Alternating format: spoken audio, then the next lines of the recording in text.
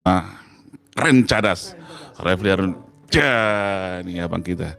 Ini pertanyaannya ngeri-ngeri sedap juga semua ini. Izin bang. Siap bang. Ya ya. Ini agak. Ya oke. Baik, ada 4 pertanyaan bang yang saya tangkap. Mungkin kita coba yang pertama dulu tentang dugaan keterlibatan TNI yang dibedah oleh majalah Tempo ya. Dan ini menarik nih bang, karena ketika negara kita itu darurat korupsi, darurat narkoba, tiba-tiba yang muncul isunya darurat militer. Iya jadi. Nah kalau kita lihat dari penjelasan bocor halus ya dari Tempo saya lihat ada berapa sequel yang saya catat khusus itu. Pertama tentang tentu yang diangkat itu adalah ada ditangkapnya oknum TNI. Kita harus melihat dasar mereka melakukan dugaan ya. Pertama ditangkapnya anggota BAIS TNI, ditangkapnya anggota TNI yang dari kavaleri, terus ada katanya jenderal yang udah bikin perpu darurat militer, kan seperti itu. Itulah basis-basis data, informasi yang kemudian mereka elaborasi sehingga keluarlah tuduhan bahwasanya TNI ada di balik rusuh, kan gitu secara garis besarnya.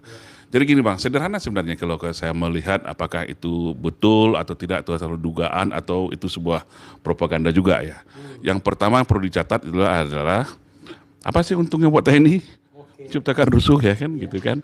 Karena mohon maaf, justru di zaman Pak Prabowo ini TNI itu ya kita buka aja, masyarakat sudah tahu semacam mendapat angin, mendapat privilege khusus ya. Ya banyak kebijakan-kebijakan Pak Prabowo itu justru memperkuat TNI, dalam tanda petik memperkuatnya itu adalah siapapun presiden di Indonesia ini dia pasti butuh sebuah kekuatan stabilisator bang.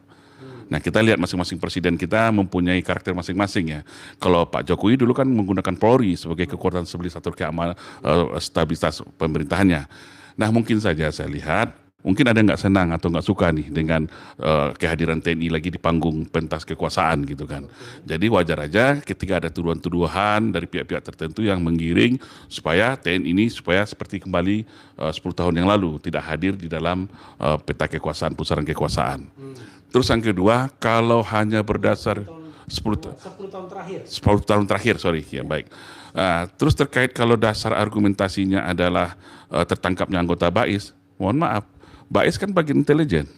Ketika dia melakukan full bucket pengumpulan bahan keterangan atau data informasi, kalau di TNI itu ada namanya standar akurasi data.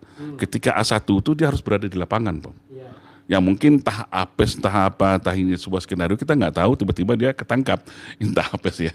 Nah, namanya BAIS TNI nggak mungkin dia nonton monitor, cuman memang ini juga korektif untuk TNI kita BAIS-nya. Kenapa kok perwiranya langsung bisa